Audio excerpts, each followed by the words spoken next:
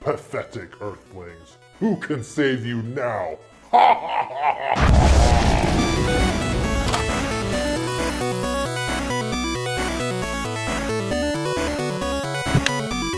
Flash Gordon, one of the most beloved movies of the 1980s, is finally on 4K UHD. Both Flash Gordon and Pitch Black are the first of hopefully many from Arrow Video making the jump to 4K. I have the 2-disc limited edition here, and we're going to talk about why you should pick this one up. Also, be sure to like, comment, and subscribe.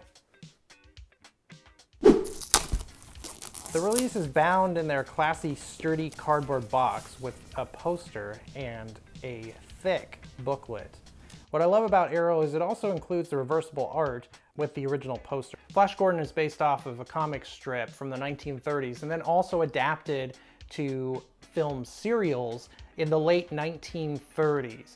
Now, George Lucas loved them so much as a kid that he wanted to make his own version of Flash Gordon, a feature-length version, in the 70s. However, he wasn't able to obtain the rights, and thus making Star Wars. So, Flash Gordon to me is really interesting because I saw it as an adult versus as a kid. I knew about it as a kid, roughly, but it wasn't until an adult that I wanted to see it because of my love for Star Wars and wondering, oh, well, I'm curious about what Flash Gordon's like.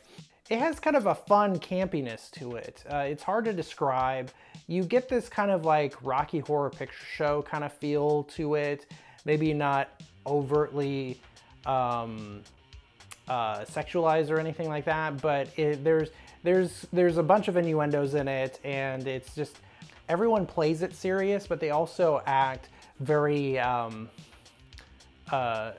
very much kind of in on this like campy space adventure romp kind of feel to it. So I think that's part of the charm of Flash Gordon. Also, Flash, played by Sam J. Jones, almost this kind of like naive American football player type who is thrown into a real, very strange circumstance. And the best thing in the world is it has a Queen soundtrack. Come on, like Queen. So after the success of Star Wars, mega producer Dino De Laurentiis was able to get the feature film rights, he went through filmmakers like Federico Fellini. Yes, that Fellini of La Dolce Vita and 8½. Yeah. And then Nick Rogue was replaced with Mike Hodges, who also did Get Carter with Michael Caine. Now, Flash Gordon was remastered through Studio Canal. They also did a 5-disc set over in the UK, but the difference between this one made by Arrow Films and the one overseas is that the one overseas has a soundtrack and the DVD version along with everything else. One of the things I also love about Arrow is they do talk about the restoration. One thing that I found interesting was, I guess Mike Hodges wanted to digitally remove some of the wire work from the movie just because it was a little bit more visible using the camera negative. There's some times where there's certain things that become a little bit too distracting. I can report that I don't think it's that significant, and I don't think anyone's going to be totally upset that they can't see the wire work. And the audio was remastered from the original stereo tracks. The 5.1 was remixed. Now, the big highlight of the set is the documentary Life After Flash. It's a crowd-funded documentary by first-time filmmaker Lisa Downs. The film serves as a retrospective exploring Flash Gordon on its 35th anniversary, but also about Sam J. Jones, the star, who after Flash didn't have enough acting jobs coming in and switched careers doing high-risk security work. Jones in the documentary hits rock bottom several times, with supporting interviews with his adult kids, friends, and his new wife. Majority of the special features on Disc 2 are mostly Life After Flash bonus features. A lot of it is all extended scenes and interviews from the documentary that wasn't in there. I think the newest thing on there is an interview with Lisa Downs, who does talk about how she got involved with the project, how she met Sam J. Jones, and why she wanted to do it, and kind of her thought process. Because the documentary itself, it is a retrospective on the film, but it also focuses on Jones. And I think she had to do a very difficult job of, well, if I'm going to follow Sam J. Jones, I have to do a retrospective on Flash Gordon if I'm just going to talk about him and Flash in his relationship to Flash Gordon. So I think she did a great job at blending the two together, and I think it's well worth the price of this set just to have that documentary along with the movie, because I think it's a well made retrospective on the movie, but also it's just a good character study. It makes Jones likable. Now, the biggest disappointment about this set is that it is missing the TV spots that was talked about in the documentary. I was like, okay, well, here are these serial TV commercials about, will Flash Gordon make it out of this? Will Flash Gordon make it out of that? I was like, well, I'd like to actually see them. They have little clips here and there, but it would be great. And then also it's missing the Queen music video of Flash Gordon. And on the Universal DVD, it does have one of the serials to the 30s Flash Gordon.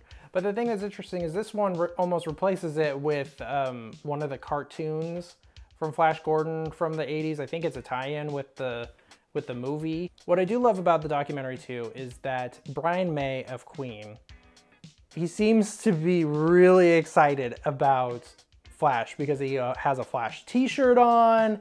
He apparently brought a bunch of other like Flash memorabilia down when Lisa Downs came to interview him on the day, and was really excited, but had to tell him like, oh no, you can put that other stuff back. Just wear the shirt's fine. And now going to disc 1, there is no audio on the menu for some reason.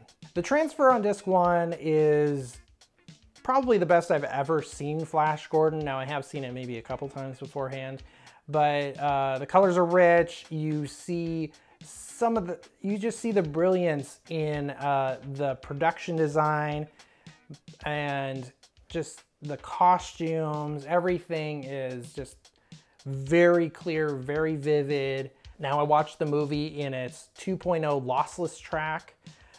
I didn't check out the 5.1 because it was recorded in Dolby Stereo, and I don't feel the need to use all of my speakers on movies that were never recorded that way. Just a personal preference, but if you want to fill all the sound in all of your speakers, then the 5.1 is there for you. And you get longer interviews with Brian Blessed, you get some more interviews with Sam J. Jones. You get this whole feature on what Nick Rogue's Flash Gordon would have been. It's mostly just an interview with Mike Allen about Nick Rogue and kind of how exciting it was to work with him. And we get to see Flash Gordon merchandise, which I guess apparently a lot of the toys came decades later. Now with the audio commentaries, I was really excited because Brian Bless, and I was like, man, this guy is probably going to have a ton of stuff to say. Well, he does, but a lot of the things that he said in Life After Flash, he says again in the audio commentary. So, I mean, it's fine, and I'm glad that they included it. There's another commentary with Mike Hodges that is more informative. It's a bit more dry. You have more things that he talks about, kind of his involvement with Flash and how he got the job, how every day he was improvising. He doesn't say a ton in Life After Flash because he only appears towards the end credits section. That's when Mike Hodges appears in the documentary, and some of his stuff that he says is slightly duplicated in interviews, but he goes into more detail about things. But there's another commentary that I think is worthwhile to listen to. It is the Big Kev commentary. It was done in 2007 for Big Kev's Geek Stuff website, and it features Sam J. Jones and Melanie Anderson.